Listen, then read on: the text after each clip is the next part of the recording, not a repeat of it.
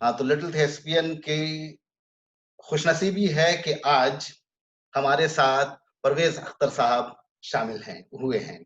और आपको ये बताते हुए मुझे बड़ी खुशी हो रही है कि परवेज साहब का ताल्लुक भी नेशनल स्कूल ऑफ ड्रामा से रहा है, और इन्होंने भी नेशनल स्कूल ऑफ ड्रामा से ग्रेजुएशन किया है।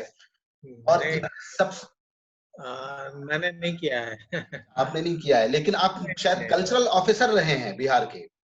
बिहार में मैं रहा हूँ। हाँ हाँ हाँ हाँ, बिहार का नेशनल आप, हाँ। और एक लंबा सफर इनका है थिएटर से, और इप्टा के साथ ये जुड़े रहे हैं, और इप्टा मूवमेंट के साथ काफी काम किया है। और इनका जो सबसे बड़ा काम है थिएटर की दुनिया में, वो डिजाइनिंग पे है और डायरेक्शन पे है।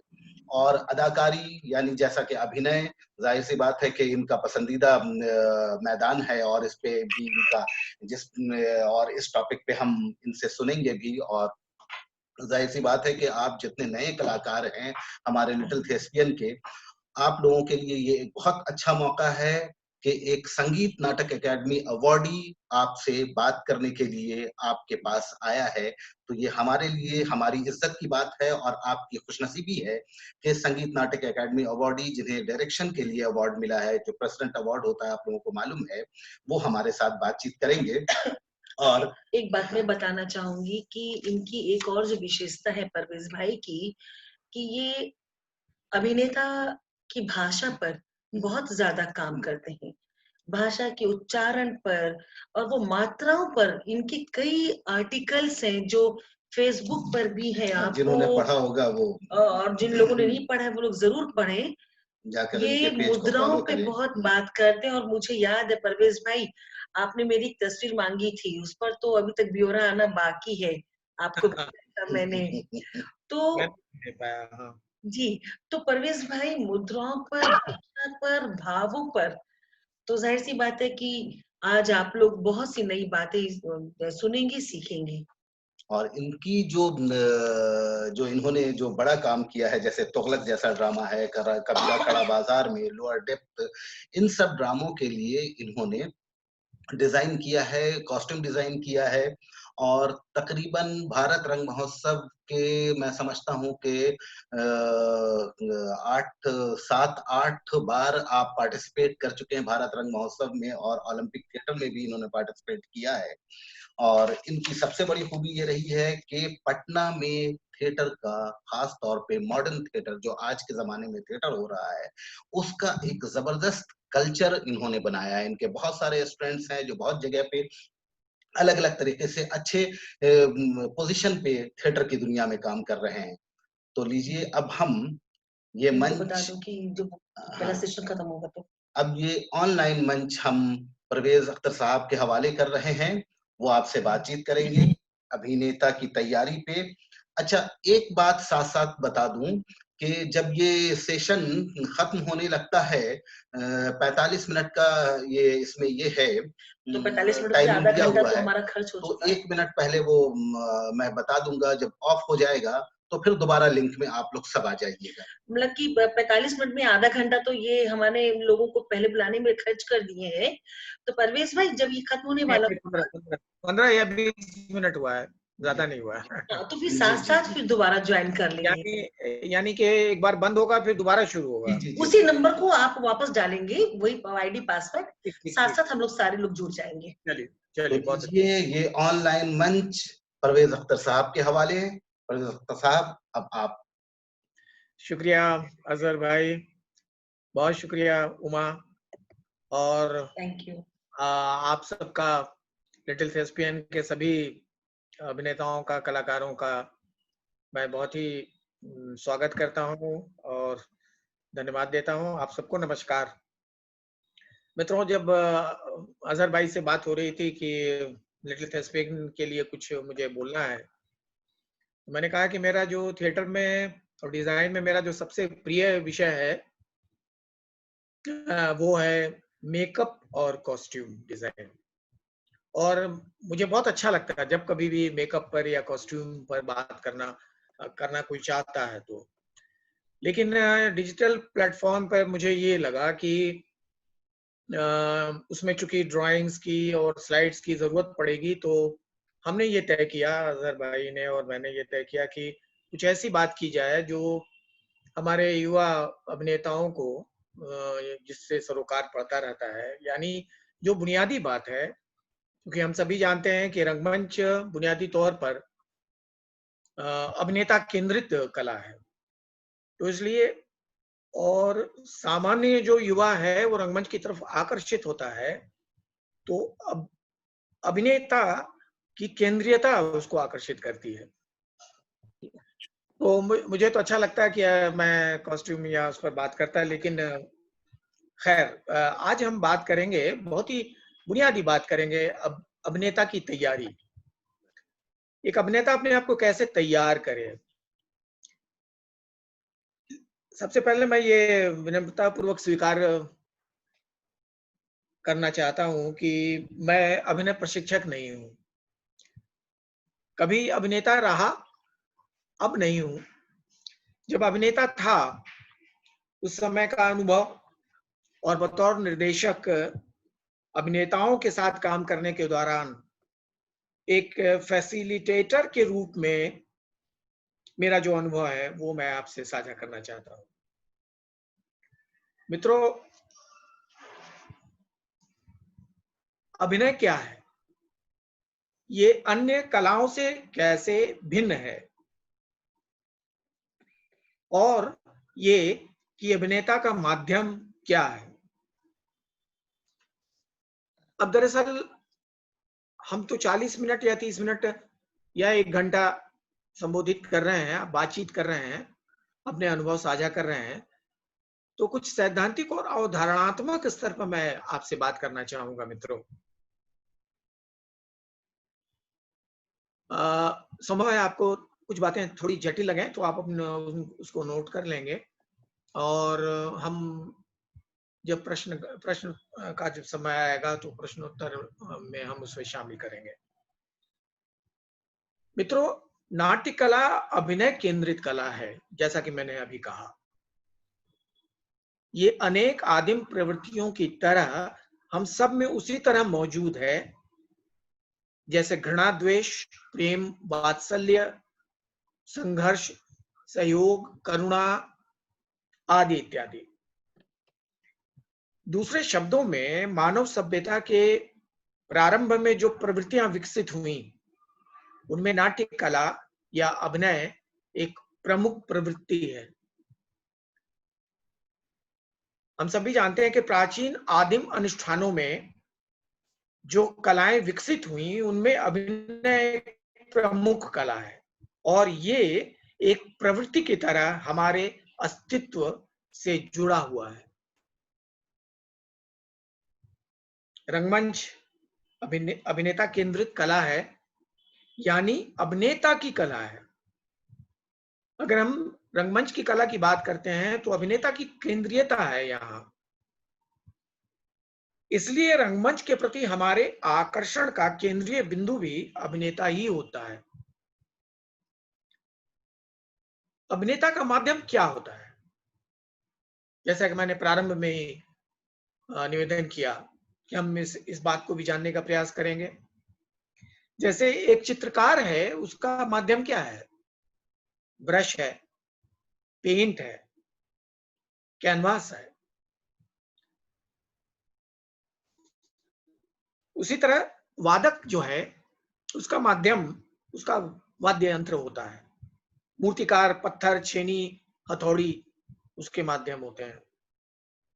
कवि शब्द से, उसका माध्यम शब्द होता है, और कलम और कागज के जरिए वो अपनी कविता अभिव्यक्त करता है। मौखिक भी होती है कविता, लेकिन अभिनेता की कला का माध्यम उसके स्वयं का शरीर है। ये बहुत महत्वपूर्ण है मित्रों, और ये उसे अन्य कला से अलग भी करती है। इसी स्तर पर अभिनय अन्य कलाओं से भिन्न है। इसमें अभिनेता का शरीर ही उसकी कला के संप्रेषण का माध्यम होता है, और शरीर के साथ सक्रिय रहती है उसकी चेतना, मात्र शरीर नहीं बल्कि उसका जो पूरा भाव जगत है, उसका जो पूरा आंतरिक जो जगत है वो सक्रिय होता है।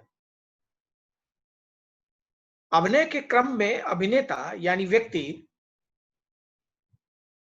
और अभिनीत किए जाने वाले चरित्र के बीच एक द्वंद्वात्मक यानी डायलेक्टिकल संबंध बनता है। ये बहुत दिलचस्प है मित्रों, और इस पर मैं विस्तार से आगे बात करूंगा कि ये जो अभिनेता जो सर्जक है और चरित्र जो सृजन होता करता किया जाता है अभिनेता द्वारा, ये जो उसकी ड्युअलिटी है, इसको अन्य कलाओं से अलग करती है, इसको विशिष्ट बनाती है। यहां मैं एक नोट पढ़ना चाहता हूं।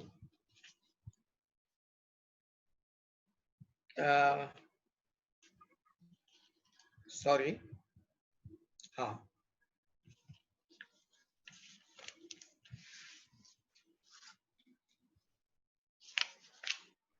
अमनदीप रे, नमस्कार अमनदीप। अभिनेता और चरित्र का संबंध जैसा मैंने बताया द्वंद्वात्मक होता है। ये कहने सुनने में भले ही आकर्षक लगता है कि अभिनेता और चरित्र का एकाकार या एकात्म हो जाना ही श्रेष्ठ अभिनय की कसौटी है। कई बार हम कहते हैं वाह उसने तो ऐसा अभिनय किया कि वो चरित्र में समा गया, और इसको श्रेष्ठ अभिनय की कसौटी भी माना जाता है कई बार, किंतु व्यावहारिक स्तर पर यह संभव नहीं होता। बल्ला साहनी या नसरुद्दीन शाह बेहतरीन अभिनेता इसलिए हैं क्योंकि वे चरित्र के प्रति अन्य अभिनेताओं की अपेक्षा ज्यादा आलोचनात्मक होते हैं। वे सचेत प्रयास और तर्क बुद्धि से किसी चरित्र विशेष की सूक्ष्मतर भौतिक और आत्मिक विशिष्टताओं को अपने अनुभव में रूपांतरित कर सकने में सक्षम होते हैं। वे कभी किसी चरित्र को हूबहू पेश नहीं करते, या यूं कहें वे कर नहीं सकते, बल्कि वे उस चरित्र विशेष का एक शैलीबद्ध प्रारूप प्रस्तुत करते हैं। मुमकिन है आप लोगों का ये प्रश्न हो कि ये शैलीबद्धता क्या है। मैं उसको स्पष्ट करूंगा, लेकिन अगर आप इस तरह का कोई सवाल करें तो मुझे अच्छा लगेगा। उनके चरित्र की इस शैलीबद्धता पर उनके यानी अभिनेता के गहरे विश्वास का ही यह नतीजा होता है कि दर्शक भी उस अभिनेता द्वारा अभिनीत चरित्र को उसी रूप में स्वीकार करते हैं। अब इसको मैं जरा एक उदाहरण से समझाना चाहूंगा। मेरा यहाँ ये निवेदन मैं ये करना चाहता हूं कि अगर हम ये कहते हैं कि हमने फलां चरित्र का या फलां व्यक्ति का, खासतौर से जब आप बायोपिक करते हैं किसी जीवित व्यक्ति, या जैसे गांधी, तो बेन किंग्सले बेहतरीन अभिनेता है, किंतु गांधी फिल्म में वे गांधी का एक विशिष्ट शैलीबद्ध प्रारूप रचते हैं जो वास्तविक महात्मा गांधी जैसा नहीं है, बल्कि किंग्सले द्वारा प्रस्तुत गांधी का अभिनटन है, एक नया पाठ है। दूसरा उदाहरण नटमंडप पटना की प्रस्तुति, जो मेरी संस्था है, तो नटमंडप की प्रस्तुति बापू से दिया जा सकता है, जिसमें बिहार के वरिष्ठ अभिनेता जावेद अख्तर खान महात्मा गांधी की एक ऐसी शैलीबद्धता का आविष्कार करते हैं जो दर्शक के अनुभव से गुजरते हुए उनके लिए यथार्थ का सृजन करता है। यहाँ पर बकौल बाबा कारंत शैलीबद्धता यानी अंग्रेजी में जिसको स्टाइलाइजेशन कहते हैं, हर चरित्र वो रियलिस्टिक एक्टिंग भी हो तो वो जो एक पर्टिकुलर जो एक अभिनेता होता है उसकी जो अपनी तैयारी होती है मानसिक और शारीरिक, उस स्तर पर हर अभिनेता का अपना एक अनुभव संसार होता है, इसलिए वो जब किसी चरित्र की रचना करता है तो उसमें वो अंतर आता है, वो अंतर होता है, वो अंतर उसकी अपनी तैयारी, उसकी मानसिक तैयारी, मानसिक अवस्था के कारण होता है। बकौल भवकारंत शैलीबद्धता यानी स्टाइलाइजेशन अपने चरमोत्कर्ष पर यानी क्लाइमेक्स में आकर यथार्थवादी प्रभाव में परिवर्तित हो जाती है।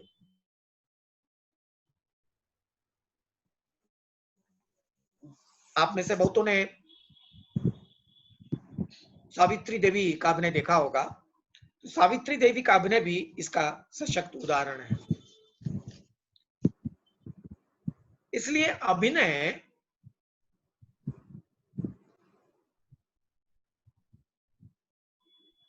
अभिनेता के माध्यम यानी उसके शरीर की तैयारी तथा उसकी आत्मिक ऊर्जा,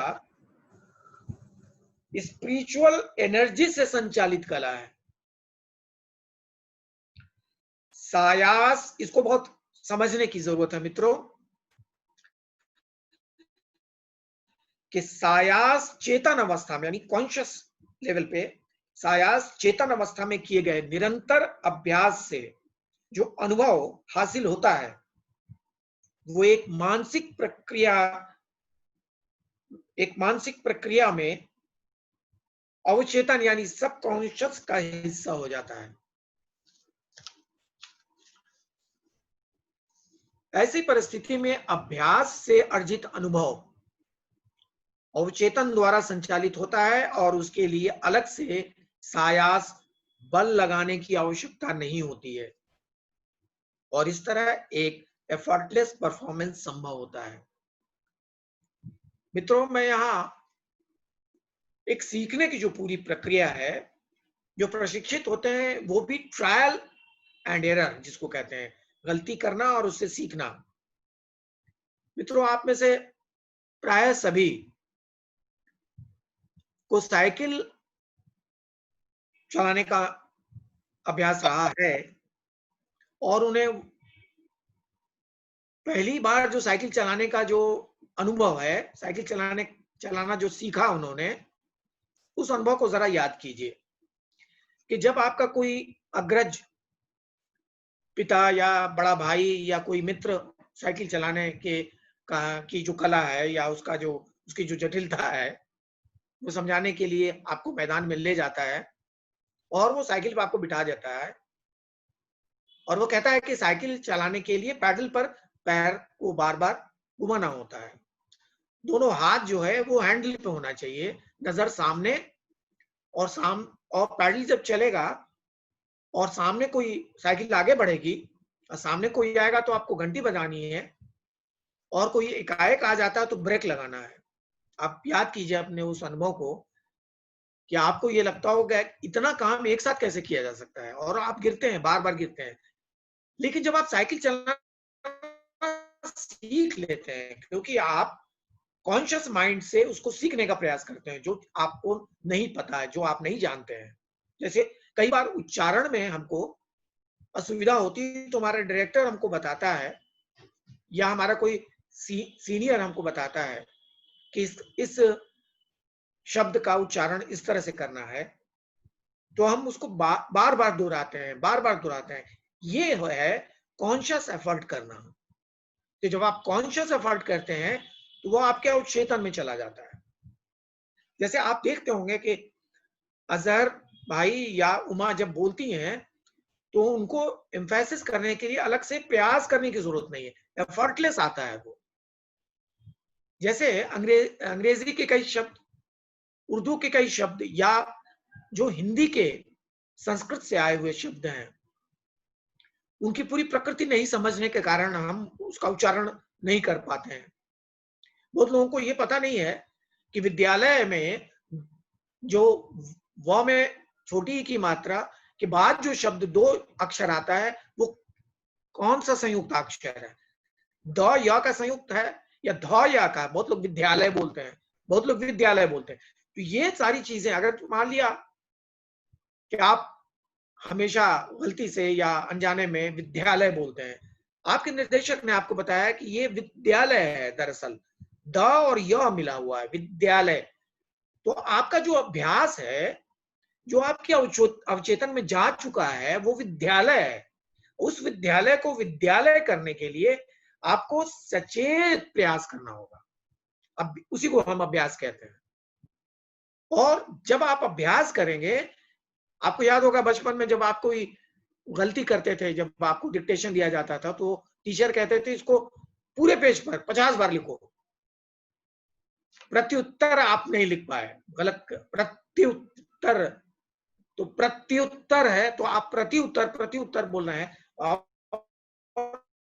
टीचर ने बताया नहीं, गलत हुआ तो 50 बार लिखना पड़ा। यानी एक अभ्यास के जरिए कॉन्शियस माइंड से जो एफर्ट आप करते हैं, वो धीरे धीरे आपके सबकॉन्शियस में जाता है, और उसके बाद वो विद्यालय, प्रत्युत्तर, किम कर्तव्य विमूढ़, यानी कोई भी शब्द आप जो बोलते हैं, वो आपके